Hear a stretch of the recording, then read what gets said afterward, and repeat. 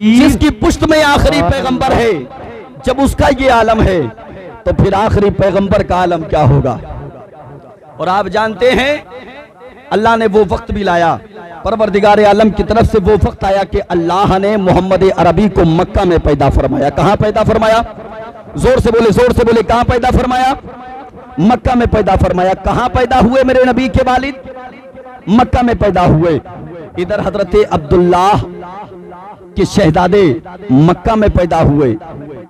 मोहम्मद अरबी सल्लल्लाहु ताला अलैहि वसल्लम मक्का शरीफ में पैदा हुए, मक्का शरीफ में पैदा हुए। और तारीख का वो चैप्टर मैं आपको बता दूं, हजरत अब्दुल्ला भी मक्का में पैदा हुए। कहां पैदा हुए? मक्का में पैदा हुए। इधर हजरत अब्दुल्ला पैदा हुए और मदीना में मेरे नबी की मां हजरत आमीना पैदा हुई। जरा जोर से बोले सुभान अल्लाह। मदीना में हजरत आमीना पैदा हुई। हजरत अब्दुल्ला मेरे नबी के बाप का नाम है। किसका नाम है जी? मेरे नबी के वालिद का नाम है।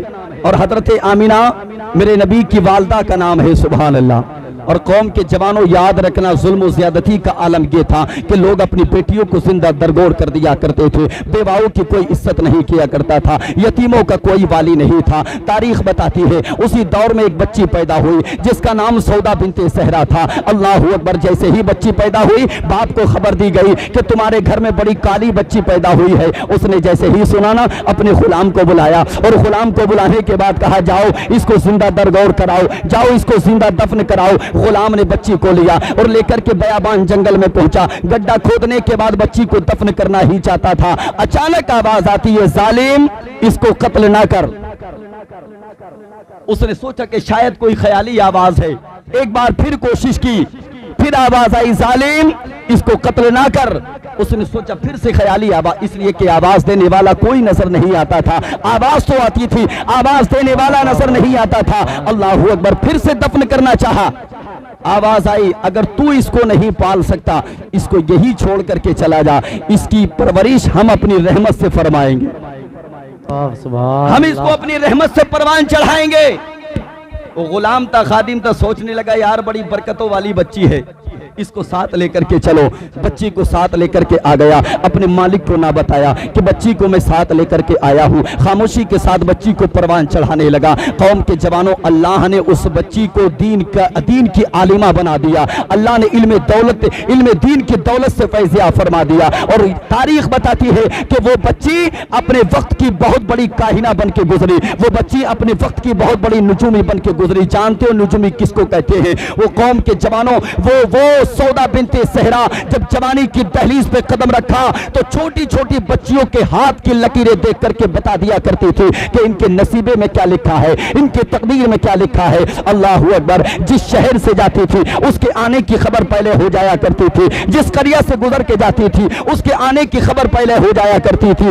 एक मर्तबा सौदा बिनते सहरा का सफर मेरे नबी की मां हजरत आमीना के शहर मदीना शरीफ से हो गया। वाह वाह सुभान अल्लाह। मदीना शरीफ से हो गया। अल्लाह अकबर। मदीना शरीफ में सौदा बिनते ज़हरा की सवारी आ रही है। ऐलान कर दिया गया, ओ मदीना के लोगों, अपनी अपनी बेटियों को लेकर के आ जाओ, अपनी अपनी शहजादियों को लेकर के आ जाओ। सौदा बिनते ज़हरा की सवारी आ रही है। अपनी अपनी बच्चियों के हाथ की लकीरें देख करके नसीबों के फैसले सुन लो, तकदीरों के फैसले सुन लो। कौम के जवानों, लंबी कतार लग गई। सौदा बिनते ज़हरा बच्चियों के हाथ को देखती नसीबों के फैसले करती, बच्चियों के हाथ को देखती तकदीरों के फैसले करती। किसी ने जाकर के कहा, हजरत आमीना के पास बहुत दूरी पर वो खड़े होकर के ये मंजर देख रही थी। किसी ने जाकर के कहा, हजरत आमीना के पास का, आमीना जब तू भी जा अपने हाथ की लकीरें दिखा करके अपने नसीबे में क्या लिखा है जान ले।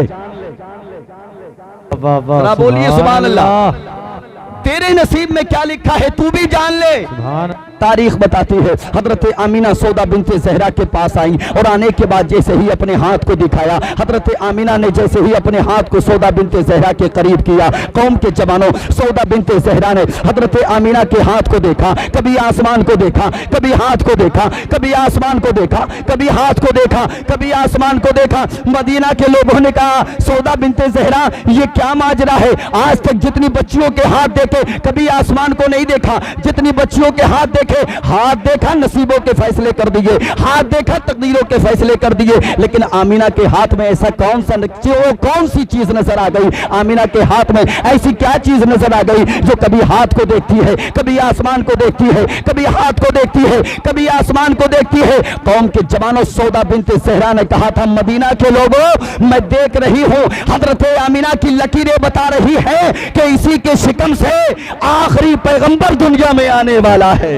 वाह वाह, जिंदाबाद। नारे तकबीर, नारे तकबीर, नारे रिसालत, नारे रिसालत, उलमाए अहले सुन्नत, नारे तकबीर, नारे रिसालत। वाह।